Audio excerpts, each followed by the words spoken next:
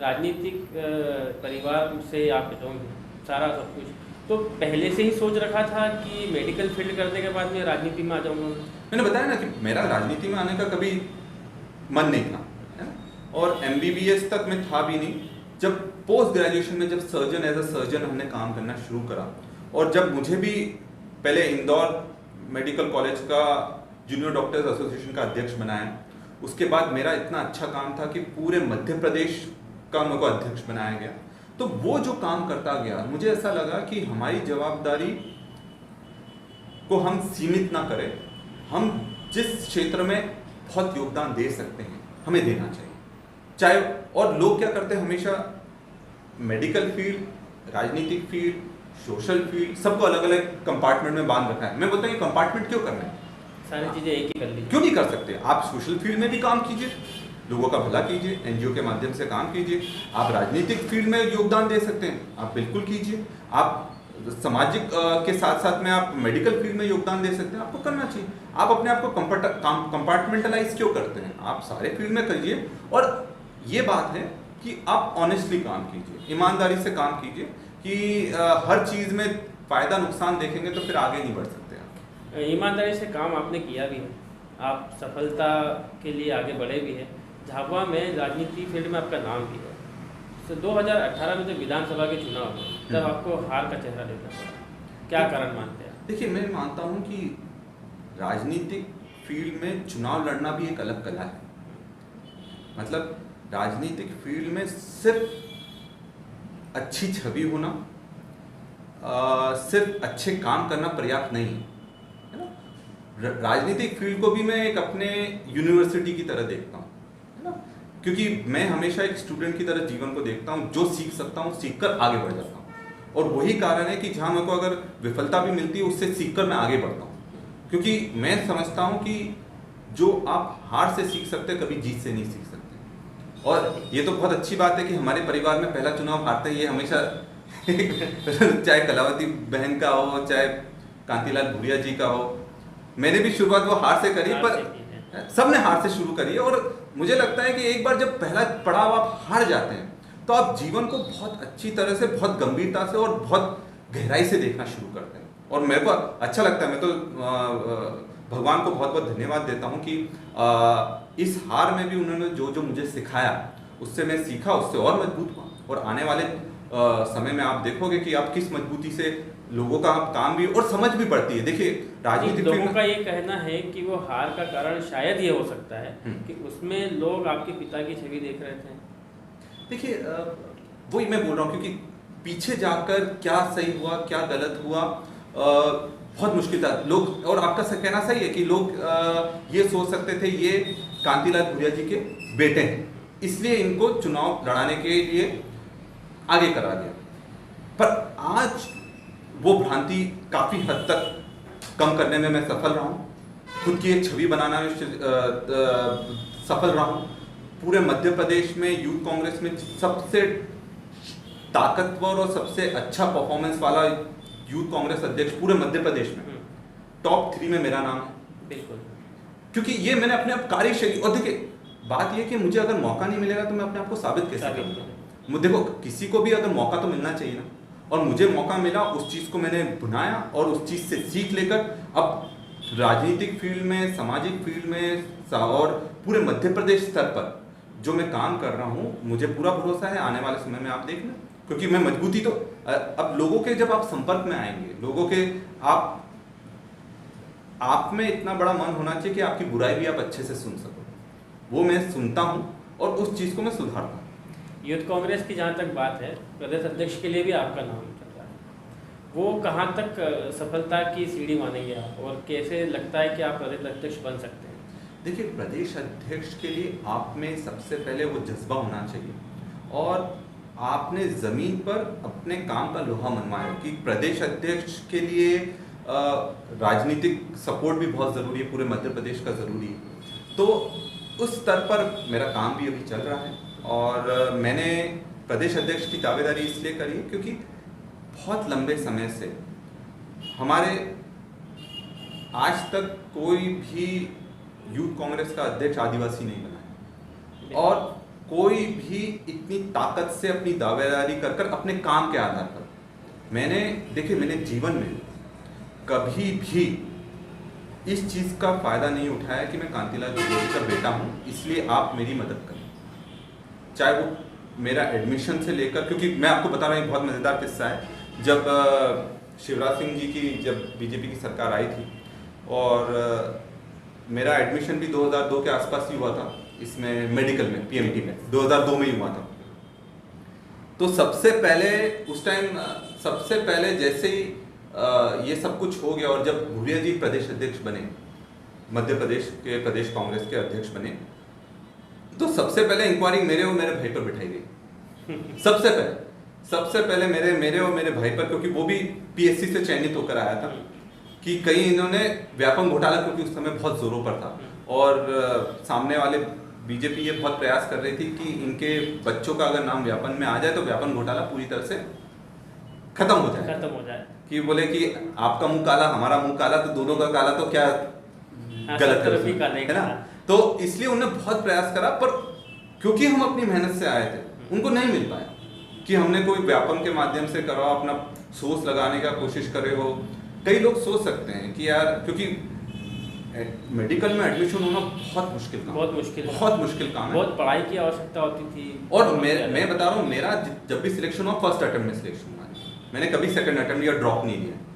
मतलब कि मेरा जो सिलेक्शन हुआ है हमेशा फर्स्ट अटेम्प्ट में हुआ कि आपने एक साल पूरी तैयारी करी हो आपका, मैंने कभी नहीं, मैंने दोनों, चाहे पीएमटी में हो या प्री पीजी में हो, दोनों में फर्स्ट अटेम्प्ट में मेरा सिलेक्शन हुआ है।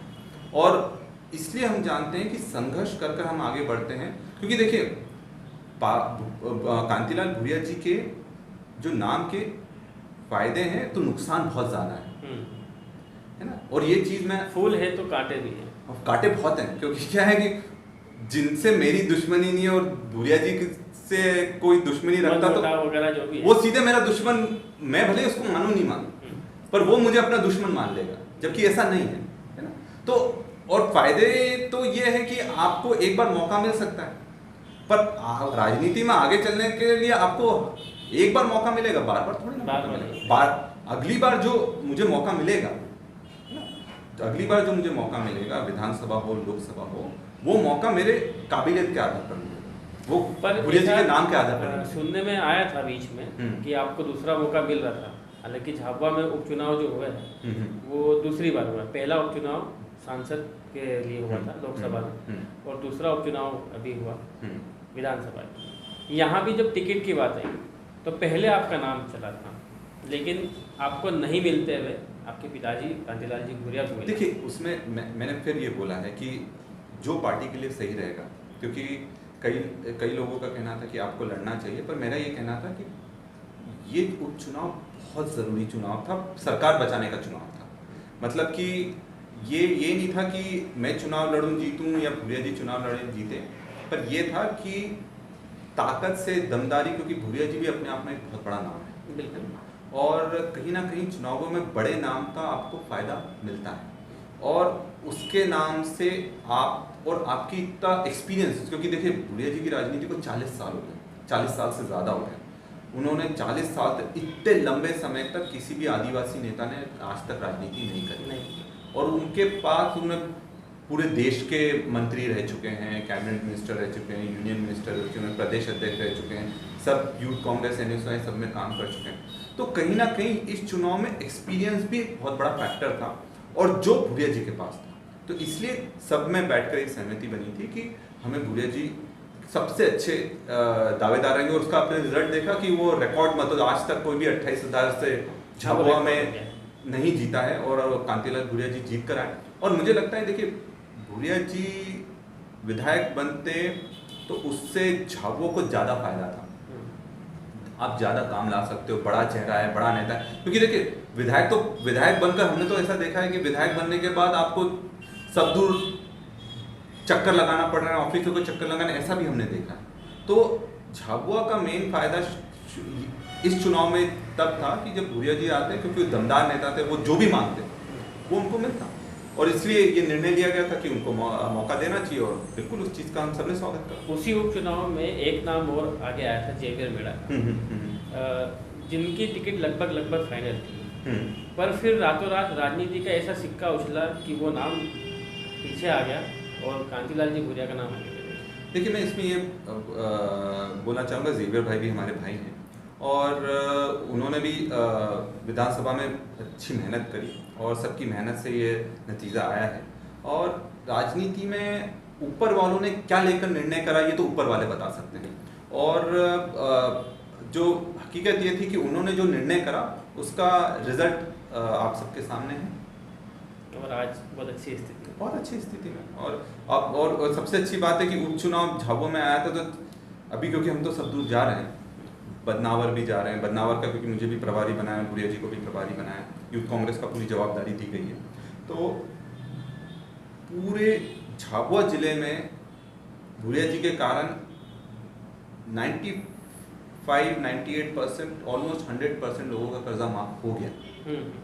बाकी जगह ये जून वाले चरण में होने वाला था, पर क्योंकि बजट पेश करने नहीं दिया गया, न तो जून में बाकी लोगों का हो जाता। पर उस चीज़ का फायदा झाबुआ जिले को बहुत हद तक मिला, और जो बहुत लंबे समय से आपके पेंडिंग काम पड़े थे वो भी काम शुरू हो गए। मतलब सौगातें तो बहुत रही, तो बहुत मिली। हालांकि इस बीच में कांग्रेस की सरकार गिर गई, भाजपा ने गिरा दी। तो उस हिसाब से आप झाबुआ जिले में कांग्रेस की क्या स्थिति मानते हैं? देखिए, झाबुआ जिले में कांग्रेस पहले भी मजबूत थी, अभी भी मजबूत है, और हम लोग जो जिस तरह से काम करते हैं, हमारा हमेशा प्रयास रहता है कि जो जनता के मुद्दे को लेकर जनता को उस चीज़ का फ़ायदा होना चाहिए, नेता को फ़ायदा होना हो, जनता को फ़ायदा होना चाहिए। और हमारा संगठन मजबूत है। हम अभी आने वाले जो पंचायत के चुनाव, जिला पंचायत के चुनाव है, जनपद के चुनाव, उसमें आप रिजल्ट देखिए, बहुत शानदार है। आपकी जो बातें हैं राजनीतिक भी है और मेडिकल फील्ड से भी है। एक अंतिम सवाल ये है आपसे कि आप अपना भविष्य किस रूप में देखना चाहते हैं, एक राजनीतिक या एक मेडिकल फील्ड में? देखिए, मेडिकल फील्ड में मैं जो सबसे ज़्यादा कर सकता था वो हमने किया। मतलब झाबुआ जिले में आकर, जिसके परिवार में कोई भी आज तक डॉक्टर नहीं था, आकर मैंने यहाँ तक, आज अस्पताल तक हम पहुँच गए, और अस्पताल अच्छी सेवाएं दे रहा है। और एज अ डॉक्टर ये मेरा पीक है कि मैं एज अ सर्जन जो भी मरीज आए उसका इलाज कर सकूं, और इतनी अच्छी फैसिलिटीज़ कर दूं कि किसी भी मरीज को दाहोद नहीं जाना पड़े या इंदौर नहीं जाना पड़े। क्योंकि वो जो मेरा उद्देश्य था वो मैंने पूरा करा है, और उस चीज़ में यहाँ तक, और इसलिए मैं कभी प्रैक्टिस कभी नहीं छोड़ूंगा, हमेशा प्रैक्टिस करता रहूँगा। यहाँ पर ये टॉप लेवल पर है कि हाँ, आप बड़ा अस्पताल खोल सकते थे और यहाँ की सेवाएं बहुत अच्छी कर सकते, बाहर से डॉक्टर ला सकते हैं। अब राजनीतिक फील्ड ऐसा है, इसमें बहुत सारी गुंजाइश है। झाबुआ के लिए बहुत सारी गुंजाइश है, मध्य प्रदेश के लिए बहुत सारी गुंजाइश है जो हम कर सकते हैं, और उसमें मैं अपना भविष्य देखता हूँ और उसको पूरी ताकत से हम परस्यू करूँगा। बिल्कुल। आरबीएफ में आने के लिए आपका बहुत धन्यवाद। बहुत बहुत धन्यवाद सिंकेश भाई, बहुत बहुत धन्यवाद।